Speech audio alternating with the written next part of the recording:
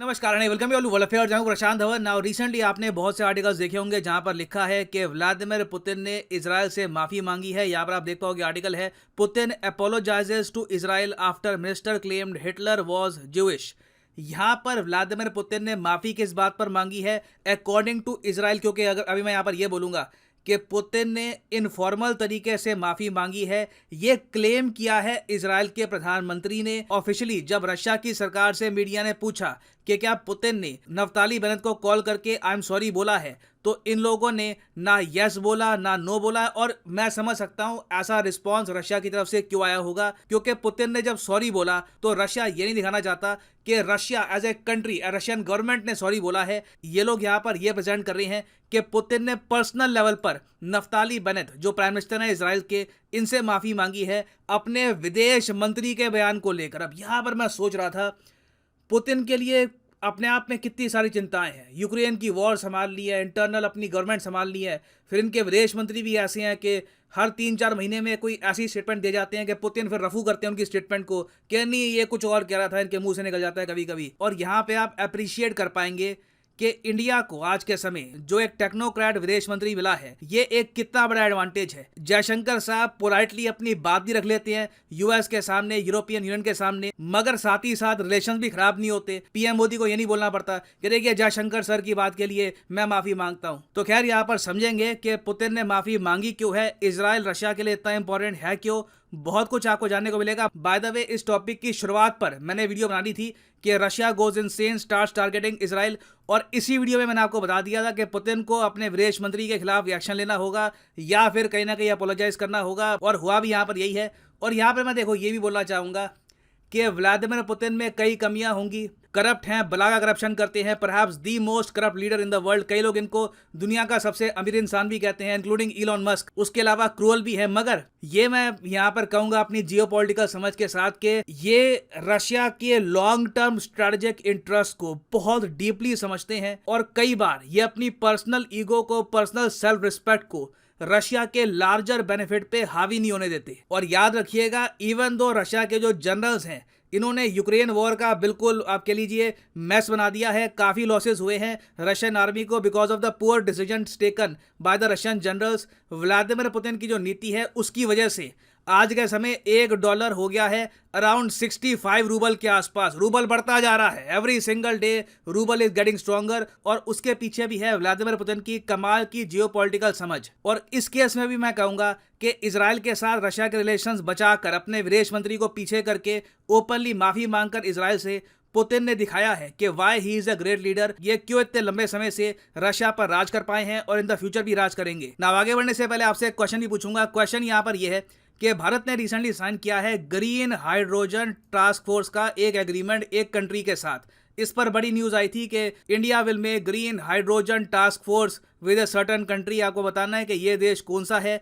Option A Iceland, option B Sweden, option C Germany, या फिर option D France. Recently PM Modi इस country के leader से मिले भी थे, तो सब लोग क्वेश्चन को यहाँ पर अटेंड करो। सही आंसर मैं आपको दूंगा वीडियो के अंत में। नाउ इजराइल आप अगर देखो तो पिछले एक हफ्तों से बहुत ज्यादा न्यूज में था। न्यूज में इसलिए था क्योंकि इजराइल आज के समय सेलिब्रेट कर रहा है अपना इंडिपेंडेंस डे, और हफ्ते भर इनका काफी सेलिब्रेशन रहा था। दुनिया भर के कई वर्ल्ड लीडर्स ने इजराइल को कॉन्ग्रेचुलेट किया, क्योंकि Israel as a country miracle है। आप अगर इजराइल को देखो, 3000 साल पुरानी सभ्यता। दुनिया के कई कंट्रीज बहुत ज़्यादा नफरत करते हैं इजराइल से, इजराइल को मानने को तैयार नहीं है, मगर तब भी इजराइल लगातार साल दर साल स्ट्रांग होता जा रहा है। और इजराइल अकेला देश है जिसके लिए हमारे देश के प्राइम मिनिस्टर अलग से एक वीडियो पोस्ट करते हैं जहां पर यह कहती है कि इंडिया चेरिश करता है अपनी friendship with the people of Israel. ये 1 मिनट की छोटी सी वीडियो है, इसके कुछ सेकंड्स में चाहता हूं आप सुने। मैं हमारे सभी इजरायली मित्रों को हार्दिक शुभकामनाएं देता हूं। इस वर्ष हम अपने राजनयिक संबंधों की 30वीं वर्षगांठ भी मना रहे हैं। भले ही यह अध्याय नया है, लेकिन हम दोनों देशों के संबंधों का इतिहास बहुत पुराना है। और आप मुझे बता दीजिए कि किस कंट्री के इंडिपेंडेंस को पीएम मोदी ऐसे सेलिब्रेट करते हैं। इवन दिल्ली में भी जब इजराइल के इंडिपेंडेंस डे को सेलिब्रेट किया जा रहा था, तब जयशंकर साहब उस फंक्शन में गए थे, उस कॉन्फ्रेंस में। वहां पर जयशंकर साहब मौजूद थे। तो इजराइल, जो आप कह लीजिए इंडिया का भी दुलारा है, यूएस का भी दुलारा है, यूरोपियन यूनियन की जो कंट्रीज हैं ये भी पसंद करती हैं। और मैं आपको ये बता दूं कि रशिया में भी बहुत सारे जो लोग हैं वो काफी हद तक फ्रेंडली एक अप्रोच रखते हैं इजराइल के प्रति। ऐसे कंट्री के खिलाफ बिना बात पर रशिया के जो विदेश मंत्री हैं इन्होंने स्टेटमेंट देनी स्टार्ट कर दी। इशू स्टार्ट तब हुआ जब रशिया बार बार ये कहने लग गया कि जेलेंस्की के अंडर जो यूक्रेन की सरकार है ये नाजी विचारधारा पर चल रही है। इजराइल ने इस स्टेटमेंट पे आपत्ति जताते हुए ये कह दिया कि देखिए लावरोव साहब, जो यूक्रेन में लोग हैं वो नाजी नहीं है, नाजी वो थे जिन्होंने हमको मारा था, ज्यूस को मारा था। आप जेलेंस्की को नाजी बोलकर नाजी शब्द की जो एक हिस्टोरिकल आप कह लीजिए जो उसकी क्रुएल्टी है उसको कम कर रहे हो। अब लावरोव साहब को ऐसे टाइम में क्या करना चाहिए था, चुपचाप कमेंट चेंज कर देते या तो रिप्लाई ना करते।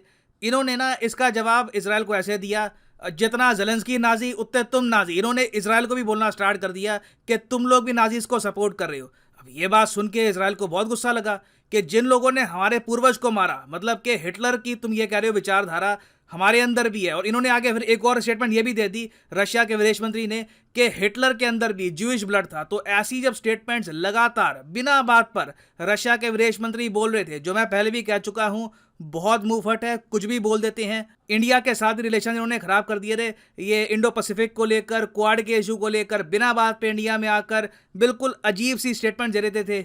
और फिर जो इनकी रिसेंट स्टेटमेंट्स थी इसको लेकर ना सिर्फ इजराइल, दुनिया भर में जो ज्यूज हैं, ज्यूज आपको पता होगा यूएस में भी बहुत ज्यादा पावरफुल पोजीशंस पे हैं, चाहे हॉलीवुड हो चाहे यूएस गवर्नमेंट हो, सब लोग नाराज हो गए रशिया के विदेश मंत्री की ये कमेंट सुनकर कि हिटलर में भी ज्यूइश ब्लड था, जो हिस्टोरिकली इनएक्यूरेट स्टेटमेंट है।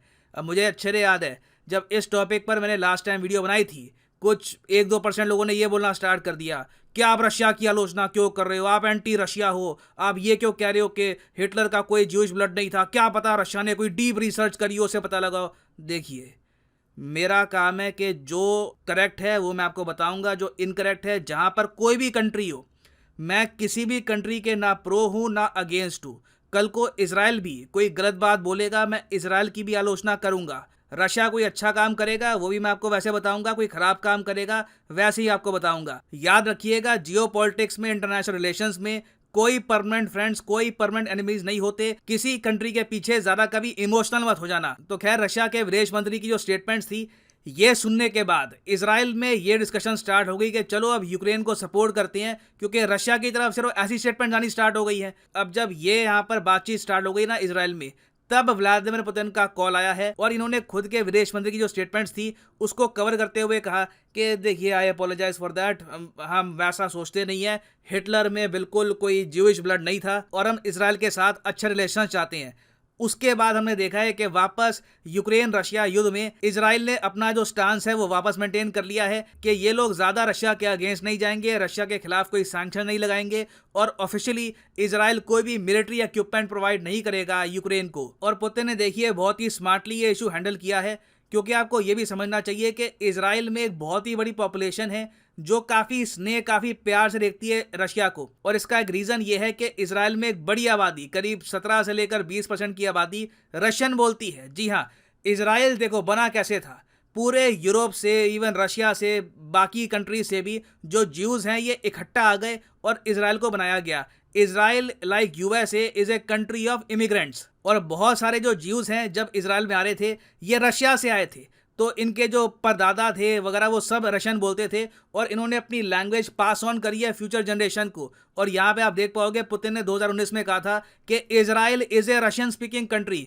इन्होंने ये कहा था कि करीब 17% आबादी जो है इजराइल की ये फ्लुएंट रशियन बोलती है। और रशिया की कई मूवीज हैं, कई जो इनके टीवी शोज हैं ये भी इजराइल में देखे जाते हैं इस वजह से। और इसलिए आपने देखा होगा काफी बार जब इजराइल में इलेक्शन होते हैं तो जब ये पोस्टर लगाते हैं major world leaders, for example 2019 में जब बेंजामिन नेतन्याहू ने ऐसे पोस्टर लगाए थे कि मुझे वापस रीइलेक्ट करो, मैं ग्लोबल लीडर हूं, तब इन्होंने अपनी फोटोज दिखाई पीएम मोदी के साथ, डोनाल्ड ट्रंप के साथ, और यहाँ पे आप देखोगे पुतिन के साथ भी हाथ मिलाते हुए आपको दिखेंगे बेंजामिन नेतन्याहू, क्योंकि ये जानते हैं कि रशिया की भी काफी एक डीप एप्रिसिएशन आपको मिलेगी इजराइल में। तो एक ऐसा देश जहाँ की एक काफी सिग्निफिकेंट आबादी प्रो रशिया है, रशियन लिटरली बोलती है, रशिया की सॉफ्ट पावर को भी एक्सेप्ट करती है, और इवन यूक्रेन रशिया वॉर में भी इजराइल न्यूट्रल रहा है वेपन्स एक्सपोर्ट के मामले में। ऐसे कंट्री को बिना वजह अपना एनिमी क्यों बनाया जाए? तो पुतिन ने सही टाइम पर यहाँ पे इशू संभाल लिया है, नहीं तो रशिया ने बहुत ही बड़ा ओन गोल कर ही लिया था ना। वापस आते हैं अपने एमसीयू की तरफ कि रिसेंटली इंडिया ने साइन किया है ग्रीन हाइड्रोजन टास्क फोर्स का पैक्ट किस देश के साथ? तो सही उत्तर इसका है option C is the right answer, Germany के साथ यह पैक्ट साइन किया गया है। और बहुत ही जल्द इंडिया और जर्मनी मिलकर आर्टिफिशियल इंटेलिजेंस वाले जो स्टार्टअप्स हैं इनको भी प्रमोट करेंगे। यहाँ पे आप देख पाओगे, इस पे आपको आर्टिकल दिखेगा, India Germany ink pact on green hydrogen during Modi's Berlin visit. और हाँ, यहाँ पर मैं ये भी ऐड कर दूं कि अनअकैडमी का एक स्पेशल ऑफर चल रहा है यूपीएससी कॉम्बो कोर्स में। ये ऑफर कुछ ही दिनों में खत्म हो जाएगा।